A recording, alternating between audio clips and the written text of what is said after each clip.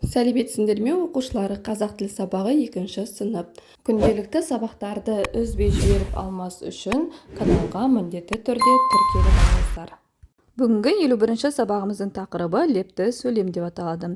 Бүгінгі сабақта мәтіннің тақырыбы мен ондағы негізгі ойды анықтаймыз. Сонымен қатар лепті сөйлемді құрап жазуды үйренетін боламыз. Бірінші жаттығуда өлең берілген, өлеңді тиісті дауыс ырғағымен оқы. Тыныс белгісіне назар аудар. Менің елім алып ел, бар ғой онда бәрі, дер, өзенде бар, көлде бар, теңізде бар, шөлде бар, дөңесте бар, тауда бар, бақшада бар, бауда бар, орманда бар, қырат бар, шалғында бар, бұлақ бар, алуан құс пен аңы бар, алып елді танып ал. Авторы Бауыржан Жақып. Енді төмендегі тапсырмаларға назар аударайық. Өлең не туралы дейді? Өлең туған жер туралы, иә? Өлеңге ат қой. Менің елім немесе туған өлке. Менің елім деп ат қойсақ болады. Әрі қарай жалғастырамыз. Екінші жаттығуда табиғатқа не жатады деген сұрақ берілген.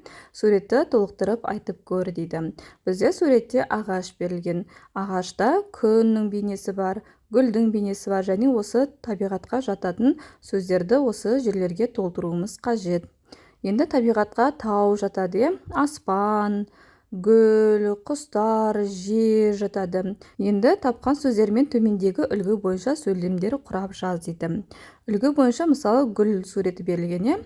Бұл суретке леп белгісі болатындай мынадай сөйлем құрауға болады. Қандай әдемі гүл.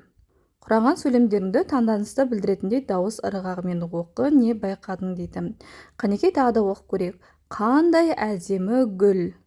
Леп белгісі қойылады. Бұл таңданысты білдіретін сөйлем, сондықтан дауыс ырғағымен оқимыз.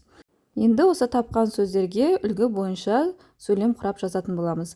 Жер дегенге мынадай сөйлем құрауға болады. Қандай кең жер. Аспан дегенге қандай көк аспан. Қандай биік тау. Қандай әдемі құстар. Қандай әдемі гүл. Қандай жымыңдаған жұлдыздар. Мінеке, осы сөйлемдердің барлығы леп белгісі арқылы айтылады, сондықтан оқушылар дауыс ырғағымен таңданысты білдіретіндей етіп оқуымыз қажет. Енді оқушылар мына ережені есімізде міндетті түрде сақтап алайық. Адамның көңіл күйін, сезімін білдіретін сөйлемді лепті сөйлем деп атайды. Олар көтеріңкі дауыспен айтылады. Лепті сөйлемнен соң леп белгісі қойылады. Мінеке, осында леп белгісі қойылады екен. Енді осы ережені міндетті түрде есімізде сақтап аламыз. Әрі қарай жалғастырамыз. Тиісті дауыс ырғағымен оқыңдар. Атау, деді кітап оқып отырған Іңкәр. Ау ботам, жақсылық деген не? Жамандықтан аулақ болу деді атасы. Ал жамандық дегеніміз не ата? Деді Іңкәр. Жақсылықты ұмыту деді атасы. Іңкәр ойланып қалды. Авторы Әлібек Байбол. Лепті сөйлемдерді тап. Өзің жақсылық деген сөзді қалай түсінесің? Мәтінде лепті сөйлемдер атау, леп белгісі қойылған. Келесі ау ботам, леп белгісі қойылған. Жамандықтан аулақ болу, леп белгісі қойылған. Мінеке, осы сөйлемдер лепті сөйлемдерге жатады.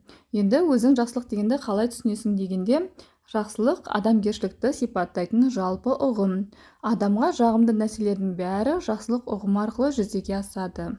Келесі 4-ші жаттығуда сөйлемдердің соңына тиісті тыныс белгілерін қойып жаз дейді. Бірінші сөйлемде өзеннің жағасы қандай керемет дегенде леп белгі қоямыз. Өзеннің жағасы қандай керемет. Осылай дауыс ырғағымен оқимыз. Екінші, Айбар шалғымен шөп шапты. Бұл сөйлемде леп белгісі қойылмайды, нүкте қоямыз. Айбар шалғымен шөп шапты. Өйткені кәдімгі қарапайым сөйлемге жатады. Келесі 3-ші, Саябақтың іші сондай тып-тыныш.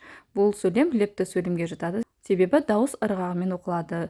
Саябақтың іші сондай тып-тыныш, леп белгісі. Келесі 4-ші сөйлем, сен нешінші сыныпта оқисың?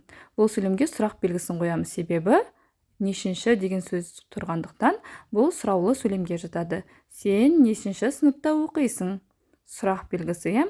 Мінеке, тиісті тыныс белгілерін қойып, дәптерімізге әдемілеп жазып аламыз. Әрі қарай жалғастырамыз. 5-ші жаттығуда өзің 2-3 лепті сөйлем құрап жаз дейді.